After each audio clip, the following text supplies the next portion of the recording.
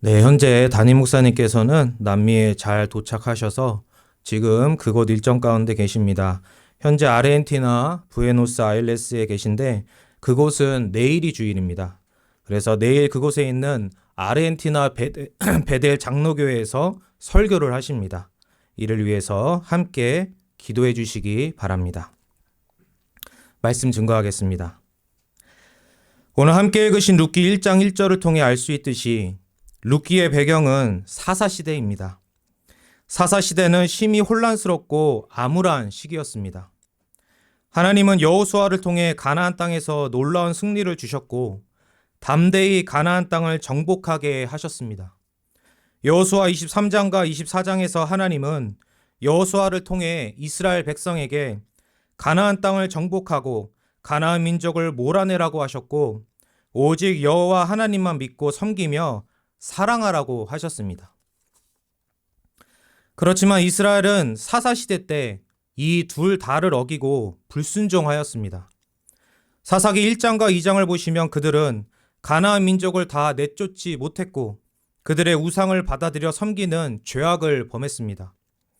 그리하여 하나님은 그들을 돌이키시기 위해 주변 나라와 가나안 민족을 통해 그들에게 고통을 주셨습니다.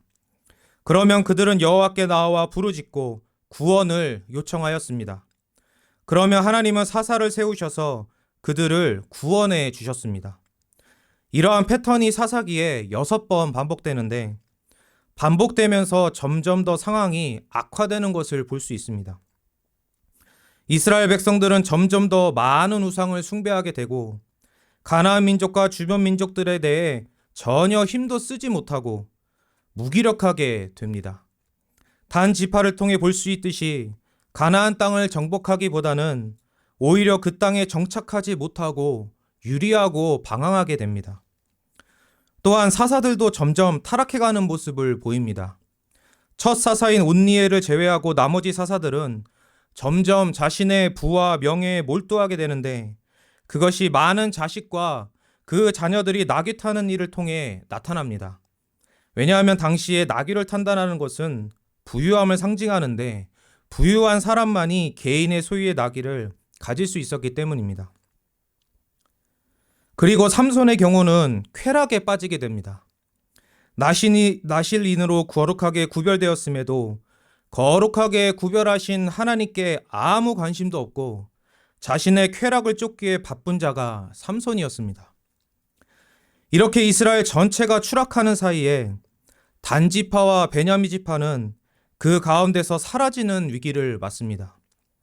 단지파는 자신들이 부여받은 약속의 땅을 차지하지 못하고 저 북쪽 외딴 곳에 평화로이 잘 살고 있는 라이스라는 지역을 빼앗아 그곳에 정착합니다. 그리고 그곳으로 가는 길에 한 가정의 우상을 빼앗고 그 우상을 섬기기 위해 고용한 레위인도 빼앗아 자기 지파의 우상과 그 우상을 섬기는 제사장으로 삼습니다. 그리고 베냐민 지파는 한 레위 지파 사람의 첩사건으로 인해 진멸당할 위기에 빠집니다. 하나님께 온전히 드려져야 할 레위인이 첩을 취하고 그 첩이 나쁜 일을 당해 죽게 되고 그 레위인은 첩의 시신으로 이스라엘 전 지파를 자극하여 한 지파가 몰살될 지경에까지 이르게 되고 이를 막기 위해 납치를 허용하고 눈감아주는 전 이스라엘의 이러한 종교적, 도덕적 극심한 타락을 보이는 시대가 바로 사사 시대입니다. 이러한 극심한 타락 가운데 아무 소망이 없는 것 같은 상황에서 룻기의 역사가 진행됩니다. 오늘 함께 읽으신 룻기 1장 1절에서 5절은 룻기의 주인공이라 할 수 있는 나오미의 비참한 상황을 알려줍니다. 나오미는 엘리멜렉의 아내로서 엘리멜렉의 이름은 하나님은 왕이시다 라는 의미입니다. 그리고 그들은 유다 베들레헴에 살았습니다. 그런데 그들이 사는 곳에 흉년이 찾아왔습니다.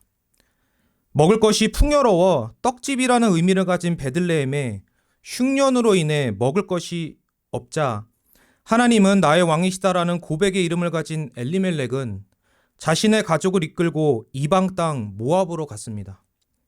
또한 그는 유다 지파 사람으로서 당시 유다 지파는 이스라엘에서 강한 지파였는데 그 지파의 사람이 이방 땅 그모스라는 우상을 숭배하는 모압 땅으로 간 것입니다.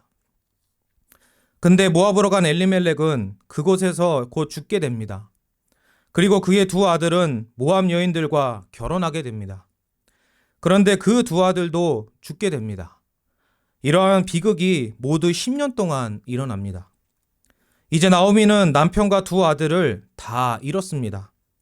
나오미는 룻기 1장 21절의 말씀처럼 풍족한 자에서 모든 것을 잃은 텅 빈 자가 되었습니다. 소유뿐만 아니라 생명을 잃게 되었습니다. 사망 가운데 거하게 된 것과 같은 처지에 놓이게 된 것입니다.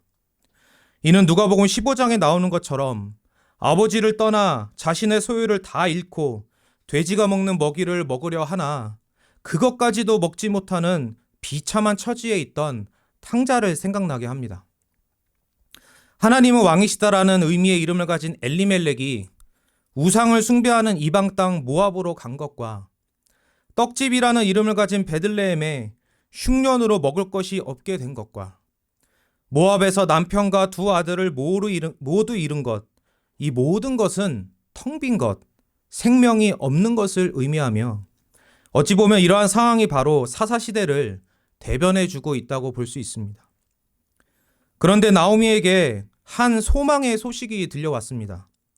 그것은 1장 6절 말씀에 나오는 것처럼 여호와께서 자기 백성을 돌보셔서 그들에게 양식을 주셨다는 소식입니다. 이 6절 말씀은 사사시대 때 이스라엘 백성이 끝없이 섬겼던 바알 신에 대한 심판과 비판의 말씀이라고 볼 수 있습니다. 왜냐하면 흉년 때 이스라엘 백성을 먹여 살리신 분은 폭풍과 비를 주관한다고 여겨지는 우상 바알이 아니라 오직 여호와 하나님이심을 증거하고 있기 때문입니다. 이는 과거의 요셉을 통해서도 밝히 증거되었던 사실입니다. 이제 탕자가 그러했듯이 나오미도 자신의 고향 유다 베들레헴으로 돌아가려고 합니다. 그리하여 두 며느리에게 그들은 자신의 고향에 남으라고 하였으나 그중 한 며느리인 룻은 끝까지 나오미를 따를 것이라고 합니다.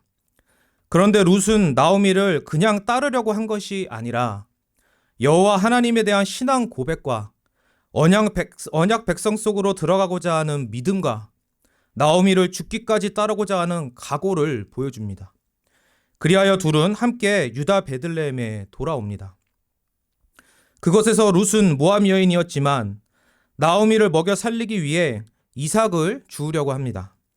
그런데 하나님께서 선하신 섭리로 그녀를 보아스의 밭으로 인도하십니다. 그리고 엘리멜렉의 가정을 일으킬 기업물을 짜인 보아스를 통해 나오미와 룻은 어려운 환경에서 건짐을 받게 되었으며 또한 오벳이라는 생명의 선물을 받게 됩니다.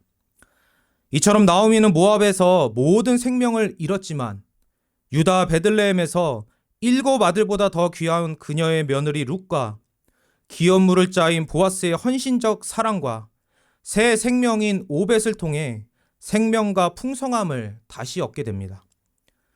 그토록 암울한 사사시대에 이러한 인내의 놀라운 역사, 사랑과 헌신의 역사, 그 유명한 헤세드의 역사가 유다 베들레헴에서 일어나고 있었던 것입니다.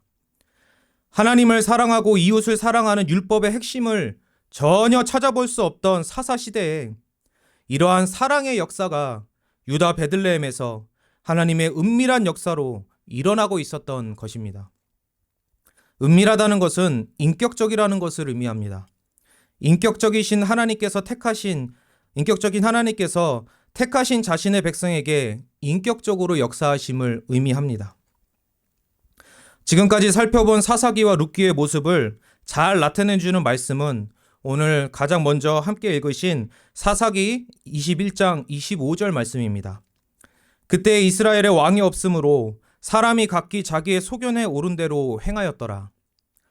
사상이는 각기 소견에 오른 대로 행하여 사망과 저주에 처한 이스라엘의 비참한 역사를 보여준다면 룻기는 그러한 이스라엘을 생명으로 회복시킬 왕을 주시기 위해 행하시는 하나님의 은밀한 역사, 선하신 섭리, 구속의 성취 과정을 보여줍니다. 사사시대 이스라엘 백성은 각기 소견에 오른 대로 삼손과 같이 자기 눈에 좋게 보이는 대로 행하였습니다. 이를 잘 나타내주는 말씀은 이사야 53장 6절 말씀입니다. 우리는 다 양 같아서 그릇 행하여 각기 제 길로 갔거늘 여호와께서는 우리 모두의 죄악을 그에게 담당시키셨도다. 또한 예레미야 2장 13절 말씀을 보시면 이렇게 말씀합니다. 내 백성이 두 가지 악을 행하였나니 곧 그들이 생수의 근원되는 나를 버린 것과 스스로 웅덩이를 판 것인데 그것은 그 물을 가두지 못할 터진 웅덩이들이니라. 이스라엘 백성은 생명의 근원이신 하나님을 버리고 각기 제 길로 가 터진 웅덩이와 같은 우상을 숭배하는 어리석음을 범한 것입니다. 그들은 자신들이 보기에 좋은 대로 행하여 가나안 민족을 내쫓는 것이 아니라 자신의 동족을 내쫓으려고 하였고 하나님만을 섬기는 것이 아니라 우상을 겸하여 섬기려고 하였습니다. 그들은 약속의 땅에 들어가서 그곳에서 어떻게 해야 한다는 하나님의 말씀에 전혀 관심을 기울이지 않았기 때문에 그로 인해 그 땅에서 도대체 무엇을 어떻게 해야 하는지 전혀 모르는 무지한 자들처럼 유리방황하며 서로를 죽이며 우상을 숭배하는 비참한 처지에 놓이게 된 것입니다. 그런데 하나님께서 주시고자 했던 것은 그러한 비참한 삶이 아니었습니다. 하나님이 주시고자 했던 삶은 바로 룻기에서 나타나는 그러한 인애와 사랑의 삶이었습니다. 하나님이 보시기에 좋은 삶, 하나님이 옳게 여기시는 삶은 바로 룻기에 나타나는 그러한 삶이었습니다. 그리하여 이제 하나님은 이러한 삶, 약속의 땅에서의 안식의 삶을 그들에게 주시기 위해 한 왕을 준비하셨습니다. 그 왕은 이스라엘의 기업물을 자로서 보아스가 예표한 것처럼 가난과 비참에 처한 자를 풍성함으로 이끌고 사망에 처한 자에게 생명을 주는 그러한 왕입니다. 그리하여 비참한 상황 가운데서 건진 자를 하나님께로 인도하여 하나님을 사랑하고 서로를 사랑하는 그러한 안식의 삶을 살게 하는 왕인 것입니다.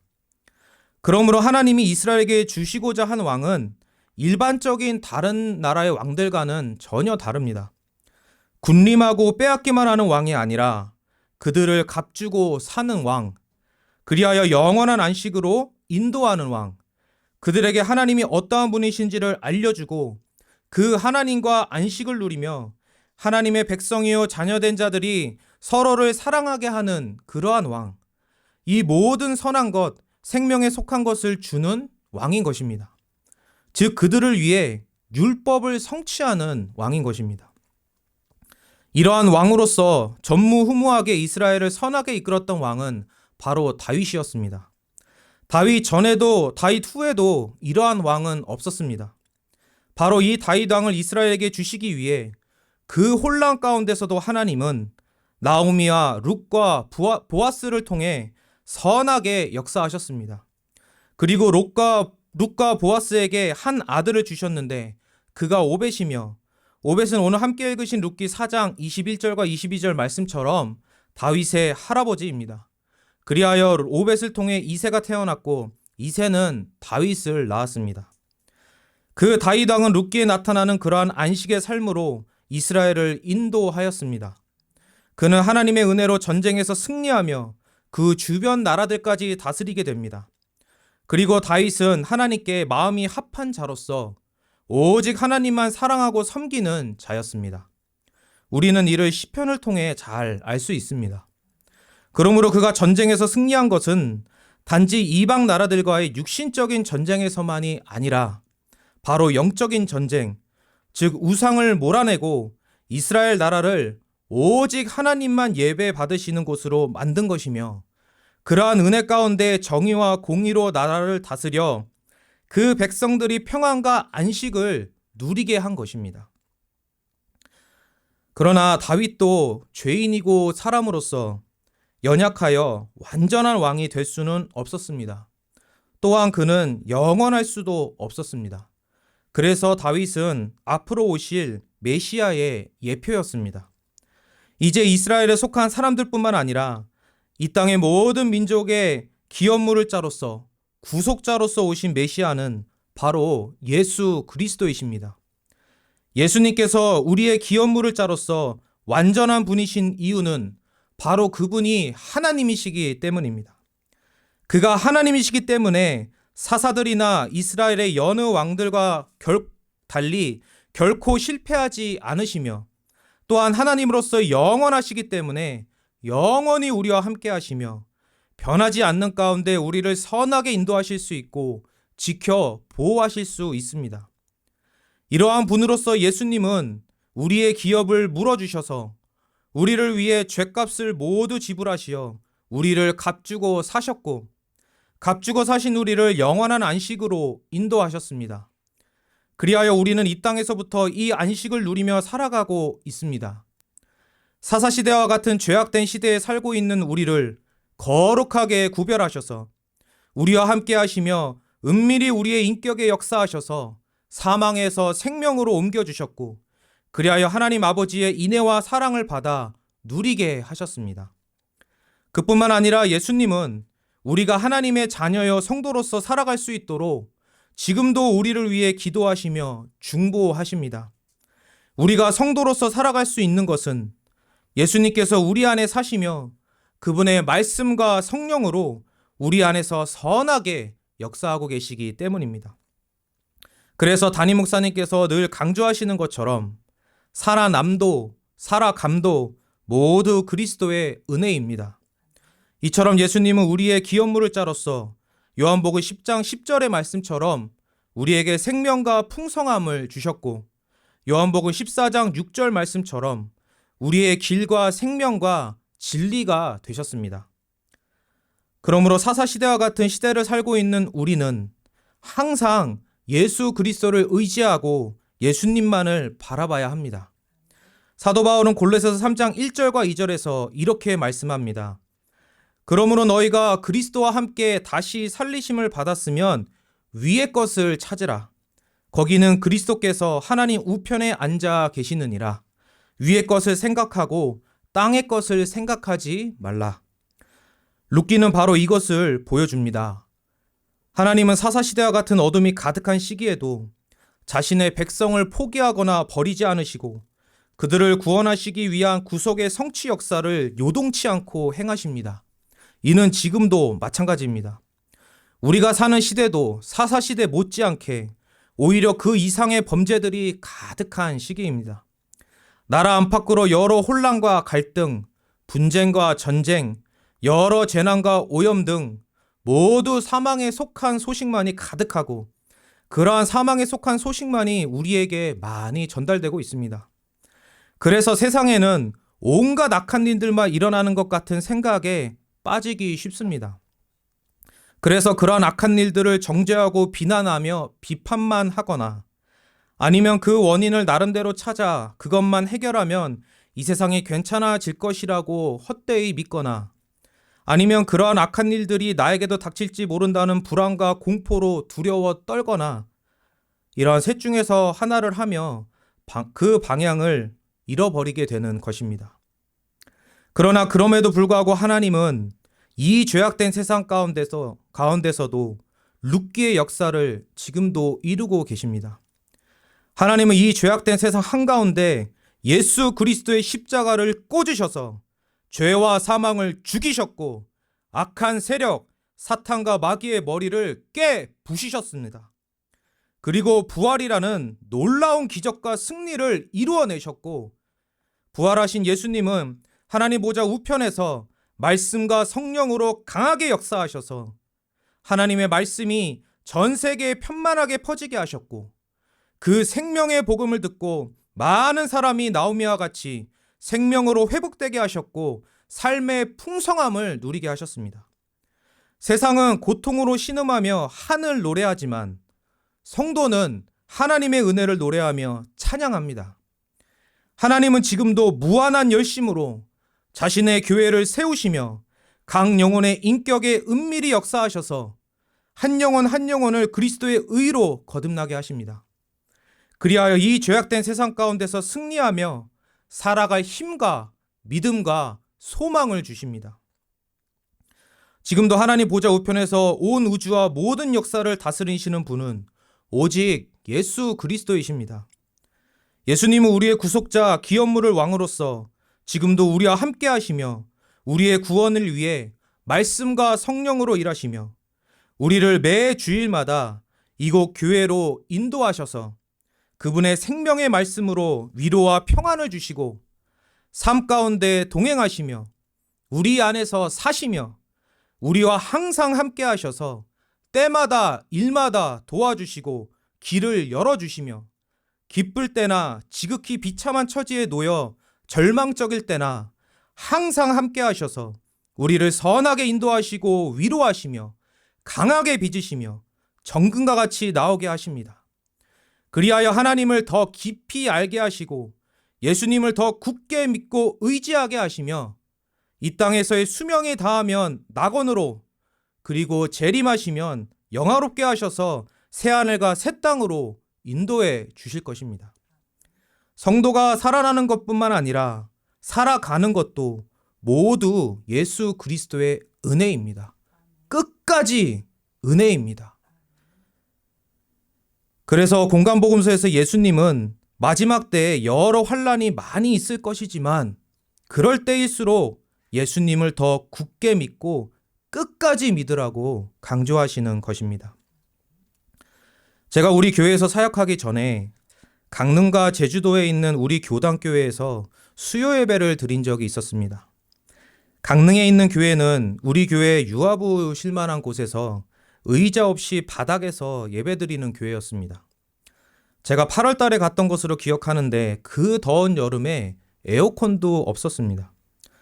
그런데 예배가 시작하고 담임 목사님께서 설교하시는데 처음부터 끝까지 오직 예수, 예수만을 강조하셨습니다.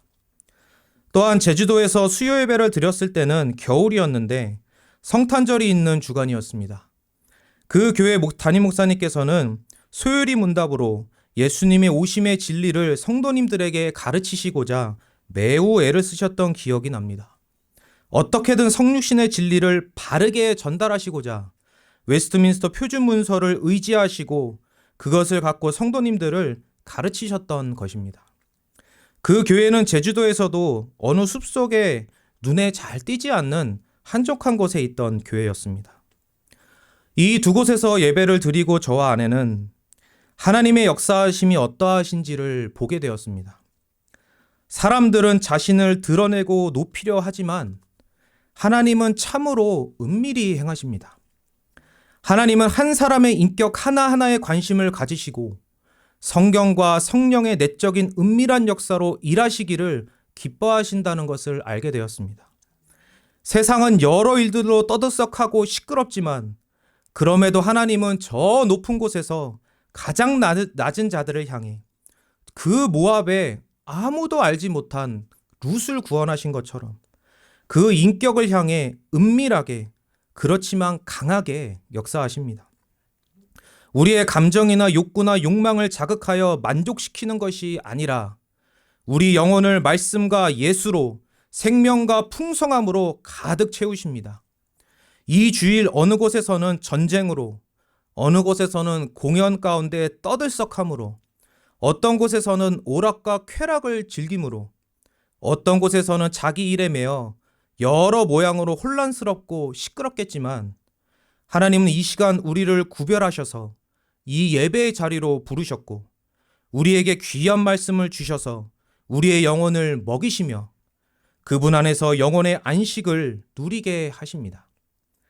이 시간 눈에 보이는 어떠한 화려함이나 기적과 같은 무엇인가 대단한 일이 일어나지는 않지만 그럼에도 불구하고 이 자리는 전 우주의 하나님, 무한하고 영원하시며 광대하신 하나님, 생명 그 자체이시며 완전하셔서 지극히 위대하시고 복되신 하나님, 그러한 분으로서 성부, 성자, 성령으로 계신 삼위일체 하나님께서 우리의 아버지, 우리의 신랑, 우리의 보혜사로서 임재하셔서 우리와 함께 우리 안에 영원히 함께 하시는 너무도 위대한 자리, 지극히 복된 자리인 것입니다.